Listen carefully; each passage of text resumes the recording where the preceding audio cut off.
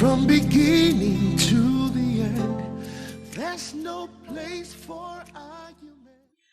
Good morning, brethren, and God bless you.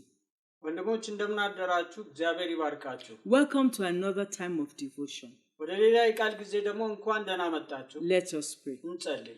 Our Father in heaven, we want to thank you for your faithfulness.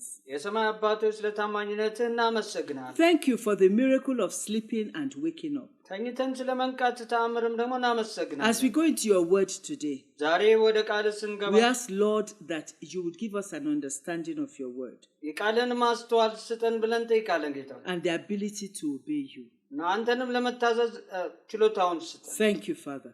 አባቶች In ተመስገን። Jesus' name we have prayed. በኢየሱስ ስም ጸልየናል። Amen. አሜን። Today our study is on enemies of divine blessings. የመለኮታዊ በረከት ጠላቶች በሚል ርዕስ ነው። Enemies of divine blessings. የመለኮታዊ በረከት ጠላቶች። As we reminded you yesterday, ትላንትና እንዳስታወስናችሁ we have been talking in and out concerning different aspects of divine blessings. ስለዚህ መለኮታዊ በረከት በወደ ውጭም እያልን በተለያየ መንገድ ተነጋግረናል። Today we want to look at enemies of divine blessings. ዛሬ ደግሞ የመለኮታዊ በረከት ጠላቶችን ነው Once you የምንመለከተው። know your enemy, you know what to do to avoid it. አንቺ ጠላታችሁን ካወቃችሁ በኋላ ምን ማድረግ እንደሚገባችሁ ታውቃላችሁ። Our memory verse is 1 Samuel chapter 2 verse 7. ማሰላሰያ ጥቅሳችን አንደኛ ሳሙኤል ምዕራፍ 2 ቁጥር 7 ነው። 1 Samuel chapter 2 verse 7. አንደኛ ሳሙኤል ምዕራፍ 2 ቁጥር 7 The Lord maketh poor, and he maketh rich. He bringeth low, and lifteth up. እግዚአብሔር ድሃ ያደርጋል፣ ባለጠጋም ያደርጋል፣ ያዋርዳል፣ ደግሞም ከፍ ከፍ ያደርጋል። And our Bible passage is Hosea chapter 4 verse 17. የመጽሐፍ ቅዱስ ንባባችን ሆሴዕ ምዕራፍ 4 ቁጥር 17 as well as Hosea 5 verse 9. እንደገናም ደግሞ ሆሴዕ ምዕራፍ 5 ቁጥር 9 ነው። Hosea 4:17, ሆሴዕ ምዕራፍ 4 ቁጥር 17 Hosea 5 verse 9. ሆሴዕ ምዕራፍ 5 ቁጥር 9 Ephraim is joined to idols, let him alone. ኤፍሬም ከጣዖት ጋር ተጋጠመ፣ ተወው። Hosea 5:9. ሆሴዕ 5:9 ደግሞ እንዲህ ይላል፣ Ephraim shall be desolate in the day of rebuke. Among the tribes of Israel have I made known that which shall surely be. ኤፍሬም በዘለፋ ቀን የፈረሰ ይሆናል፣ በእስራኤል ነገዶች ዘንድ በእርግጥ የሚሆነውን ነገር ገልጫለሁ። This is an unfortunate turn of events. ይሄ እንግዲህ የሚያሳዝን ሁኔታ ነው። Ephraim was once God's preference and a symbol of divine blessing. ኤፍሬም እግዚአብሔር የመረጠውና እንደገና ደግሞ የመለኮታዊ በረከት ምልክት ነበረ። In Genesis 48 verse 20. ዘፍጥረት ምዕራፍ 48 ቁጥር 20 ላይ Genesis 48 verse 20. ዘፍጥረት 48 20 ላይ When Jacob was blessing his sons and the sons of Joseph, ያዕቆብ የልጆችንና የዮሴፍን ልጆች በሚባርክ ጊዜ this is the way Jacob blessed Ephraim. በዚህ መንገድ ነበረ ኤፍሬም የተባረከው። In thee shall Israel bless, saying, God make thee as Ephraim and as Manasseh. And he set Ephraim before Manasseh. Genesis 48 verse 20. ዘፍጥረት 48 ቁጥር 20 ላይ እንደዚህ ነው የሚለው። ዘፍጥረት 48 ዘፍጥረት 48 ቁጥር 20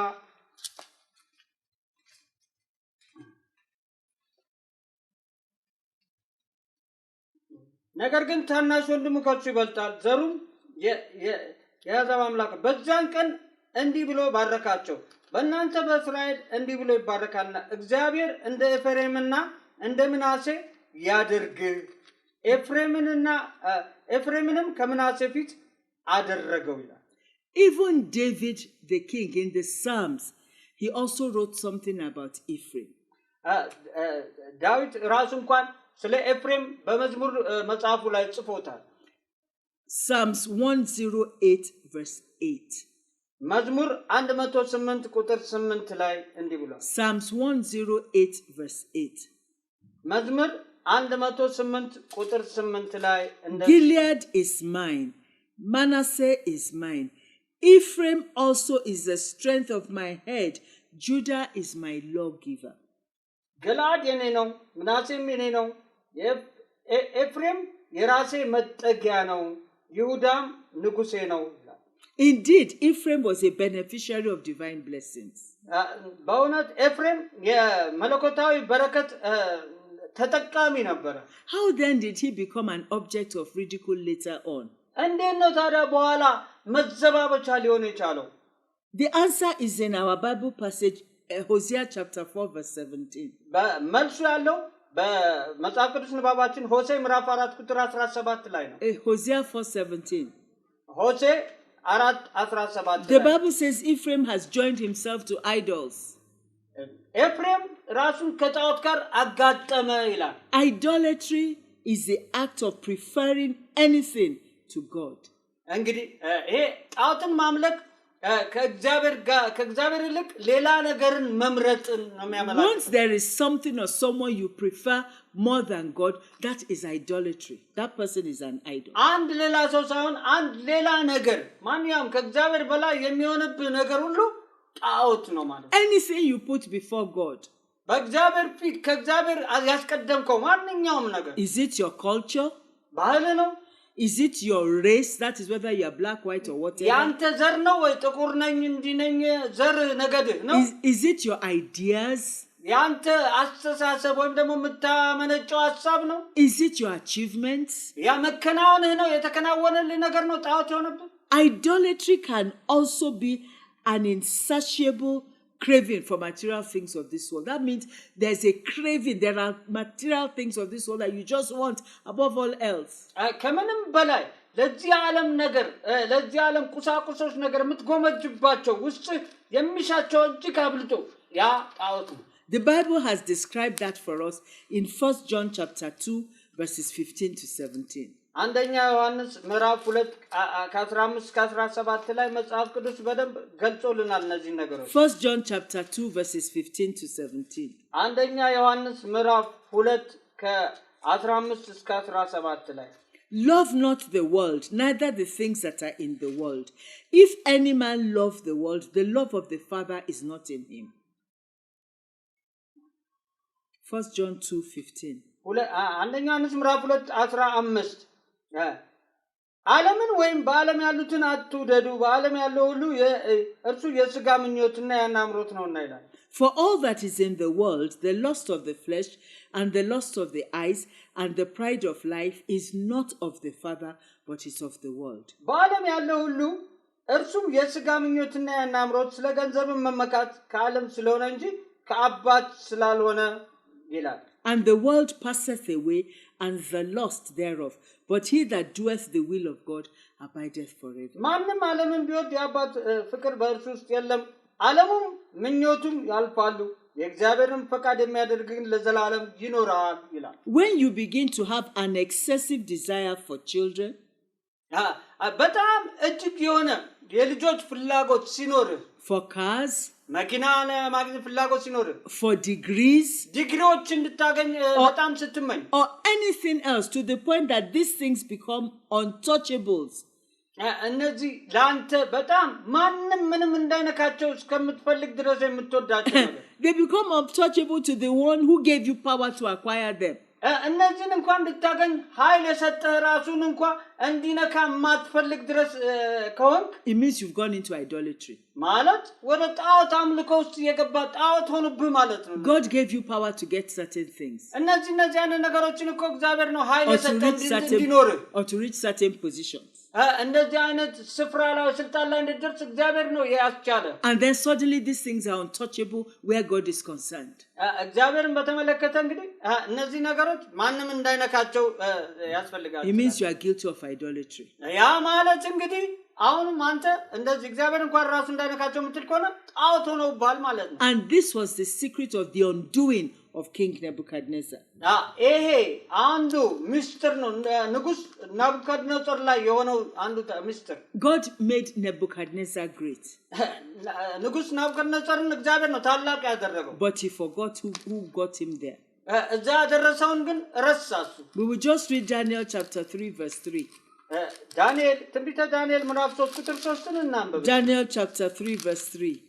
ትንቢተ ዳንኤል ምዕራፍ 3 ቁጥር 3ን እናንብበው Then the princes, the governors and captains, the judges, the treasurers, the counselors, the sheriffs, and all the rulers of the provinces were gathered together unto the dedication of the image that Nebuchadnezzar the king had set up. And they stood before the image that Nebuchadnezzar had set up. በዛን ጊዜም መኳንንቱና ሹማምንቶቹ አዛዦቹና አዛውንቶቹ በጅሮንዶቹና አማካሪዎቹ መጋቢዎቹና አውራጃ ገዞቹ ሁሉ ንጉሱ ናቡከደነጾር ላቆመው ምስል ምረቃ ተሰበሰቡ ናቡከደነጾር ባቆመው ምስል ፊት ቆሙ ይላል Nebuchadnezzar had become great. ናቡከደነጾር ታላቅ ሆነ And instead of giving glory to the one who gave him power to become great, ታላቅ ለመሆን ኃይል ለሰጠው ክብር ከመስጠት ይልቅ ግን he set up a golden image of himself. የራሱን ወርቅ ምስል አቆመ And he called every leader in the whole empire ባለው በግዛት ውስጥ ሁሉ ማንኛውም መሪ እንዲመጣ አለና ሰበሰበ to come and bow before it. ለዚህ ላቆመው ምስል እንዲሰግድ አደረገ He had become the idol. ያ ጣዖት ሆነ ማለት ነው For instance, our general overseer gave a story here. የበላይ ጠባቂያችን አንድ ታሪክ እዚህ ጋር ነግረውናል He said many years ago in the village he came from, ከብዙ አመታት በፊት እኔ ወደለድኩበት መንደር ውስጥ አለ there was a young man who had a bicycle. አንድ ሰው ብስክሌት ነበረው በጣም ወጣት የነበረና ብስክሌት የነበረው ሰው And he turned the bicycle into an idol. ብስክሌቱን ጣዖት ነው ያደረገው Anytime he got to a muddy place along the road, በመንገድ ላይ ሲሄድ ጭቃማ ነገር ካየ he would carry the bicycle on his head. ብስክሌቱን ብድግ አድርጎ ጭንቅላቱ ላይ ነበር Why? He የሚሸከመው does not want the wheels to get muddy. ለምን ጭቃው ጎማውን እንዳይነካ ብስክሌቱን Brethren, idolatry is one of the enemies of divine blessings. ወንድሞች ይሄ ጣዖትን ማምለክ አንዱ የመለኮታዊ በረከት ጠላት ነው That is why in Exodus chapter 20 verse 3, ለዚህ ነው በዘጸአት ምዕራፍ 20 ቁጥር 3 ላይ Exodus chapter 20 verse 3, ዘጸአት ምዕራፍ 20 ቁጥር 3 ላይ God warned the children of Israel against idolatry. እግዚአብሔር ስለ ጣዖት የእስራኤል ልጆችን Thou አስጠንቅቋቸዋል shalt have no other gods before me. ከኔ በቀር ሌሎች አማልክት አይሁኑልህ ብሏል Because he's a God who will bless. ምክንያቱም እርሱ የሚባርክ አምላክ ነው He's እግዚአብሔር a God who will promote. እርሱ ነው የሚያሳድግ አምላክ So he doesn't want a situation where you now get blessings from him and you forget him and then you start worshiping the blessings.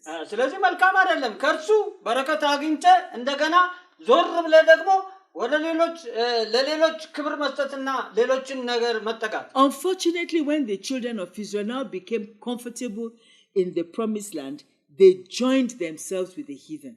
የሚያሳዝነው የእስራኤል ልጆች ወደ ተስፋይቱ ምድር ከገቡና ከተመቻቹ በኋላ ወደ ከባዕድ አማልክት ጋራ ተጠጋጉና ተጣመሩ They forgot God and began to worship other gods. እግዚአብሔርን ረስተው ሌሎች አማልክትን ማምለክ ጀመሩ For this reason, ለዚህም የተነሳ they went back into servitude.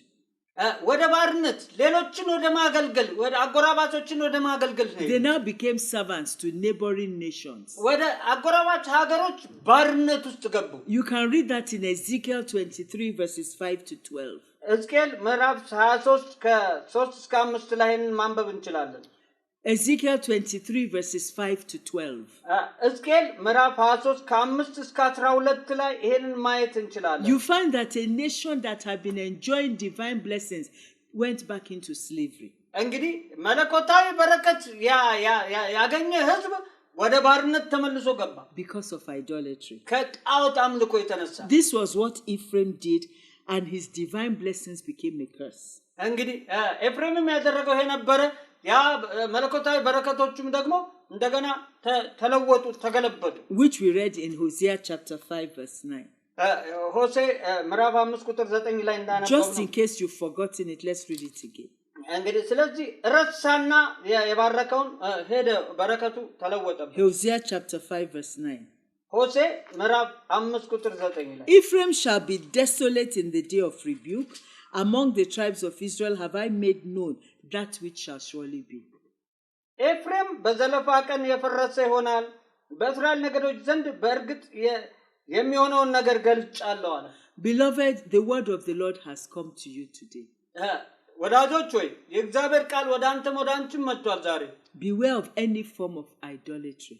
ማንኛውም አጣዖት አምልኮ ላይ ጠንቀቅ በሉ Put God first in all you think, all you say, all you do, and you will not be a victim.